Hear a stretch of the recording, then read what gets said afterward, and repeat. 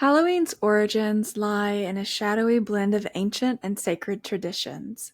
Born from the Celtic festival of Samhain, a night when the boundary between the living and the dead was said to grow thin, and shaped by the Christian observances of All Saints' Day and All Souls' Day, it became a time to honor both saints and spirits. Over the centuries, these rites entwined, giving rise to eerie customs. Trick-or-treating and costumes echo the old ways of souling and guising, when villagers roamed in disguise, seeking offerings to ward off restless souls. I am Michelle. And I'm Isaiah. Welcome to Shifting Veil's first drop of October's Dark Harvest, a month of haunted headlines, blood-stained whispers, and stories that settle deep beneath your skin. Halloween is drawing near, but before the laughter and lights, we slip behind the veil to uncover the dark secrets and ancient fears that still whisper beneath the surface.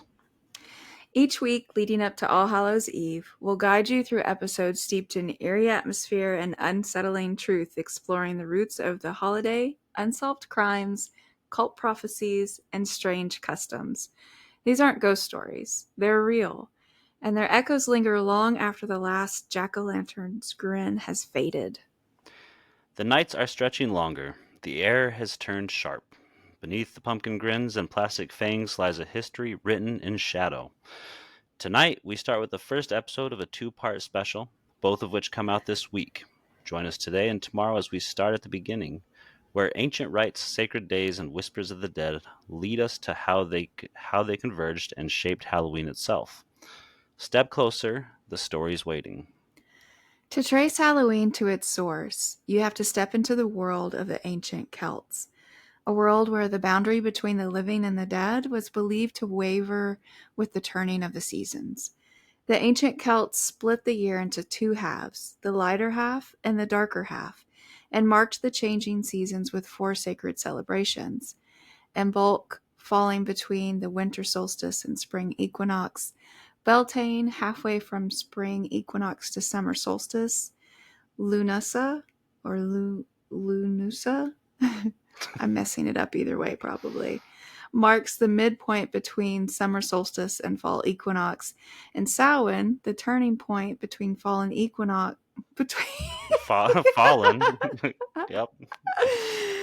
the turning point between fall equinox and winter solstice, the night when the veil between worlds grew thinnest. Of the four sacred seasons, Samhain held the greatest weight. It was more than just a festival. It marked the Celtic New Year. For the ancient Celts, time began in darkness, with each day starting at dusk. As a gateway to the darker half of the year, Samhain signaled both an ending and a beginning, a threshold where one year died and the next was born under the cloak of night. Samhain's roots reach deep into the ancient pastoral calendar, likely existing long before the Celts settled into Ireland over 2,500 years ago. It was a crucial turning point, a time when the land's bounty was gathered in and the community braced itself for the long, dark months ahead. Fields were cleared as crops were harvested, while herds were driven from open pastures to be either sacrificed in sacred rites or sheltered through the winter, their lives intertwined with the cycle of survival and renewal.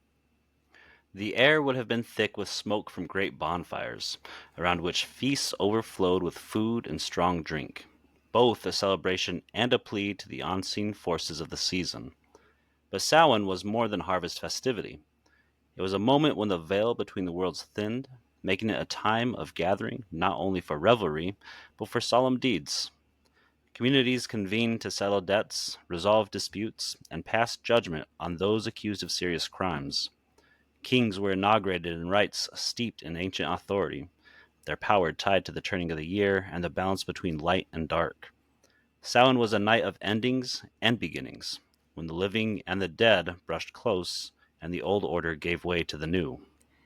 In the 17th century, Irish historian Geoffrey Keating recorded in his History of Ireland that at the onset of Samhain, all fires were ceremoniously extinguished, darkness falling across the land. Then the Druids, the ancient Celtic priests, would ignite a new sacred bonfire, casting into its flames the bones of sacrificed animals.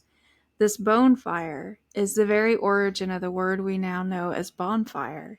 From the central blaze, villagers would light their torches and carry the flames back to rekindle their own hearths, spreading the fire's power and protection into their homes.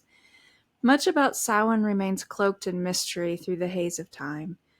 While the exact rituals elude us, historians believe the night was alive with animal sacrifices, wild dancing, and the wearing of costumes crafted from animal skins and perhaps even animal heads, meant to both honor and ward off roaming spirits. In the flickering firelight, they practiced divination, seeking glimpses into the uncertain future by reading fortunes and omens.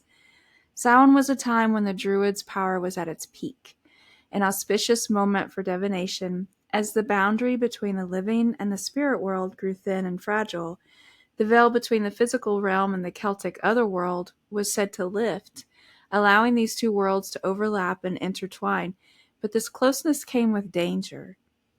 The Celtic otherworld was not some distant place, but a parallel existence, running alongside our own. On Samhain night, passage between these realms was easier, and spirits, both benevolent and malevolent, moved with heightened freedom and influence.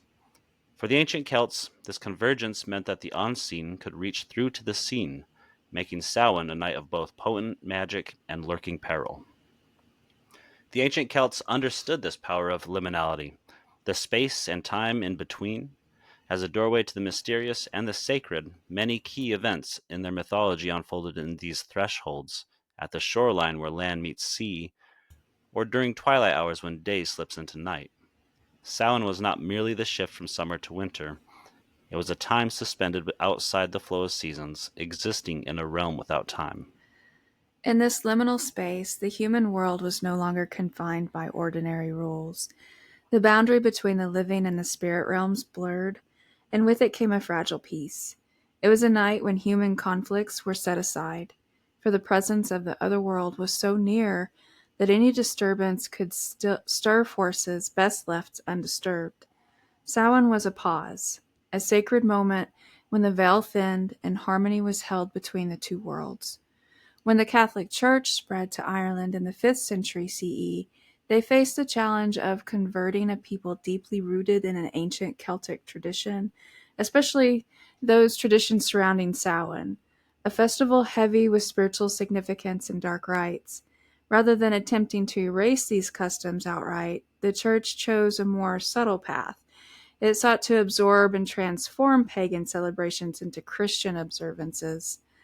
One such effort was the establishment of All Saints' Day, originally set for May 13th, a feast meant to honor saints and martyrs, but this date failed to resonate with the Celtic peoples who clung to the powerful rituals of Samhain held at the threshold of November. To ease this tension, the Church eventually moved All Saints' Day to November 1st, aligning it closely with the traditional time of Samhain. The very next day, November 2nd, became All Souls' Day, a solemn occasion to remember all the faithful departed. Some historians believed this was a deliberate attempt to capture aspects of Samhain's deep connection to the dead that All Saints' Day alone did not fully embrace. All Souls' Day echoed many of the customs rooted in Samhain. Fiery bonfires blazed, processions wound through towns, and people donned costumes representing saints, angels, and devils. Meanwhile, All Saints' Day, known as All Hallows or All Hallows Miss, became a solemn feast day. The evening before this holy day, the very time when the Celts once honored Samhain, came to be called All Hallows Eve. Over time, that name was shortened and twisted into the word we now know today, Halloween.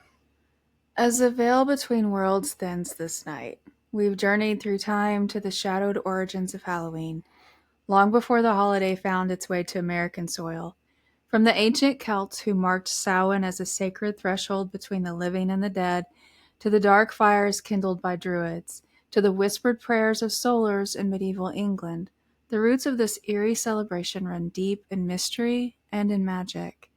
These traditions were born in a world where the unseen was as real as the waking world, where masks and bonfires guarded against spirits, and where communities gathered to honor, fear, and negotiate with forces beyond human understanding.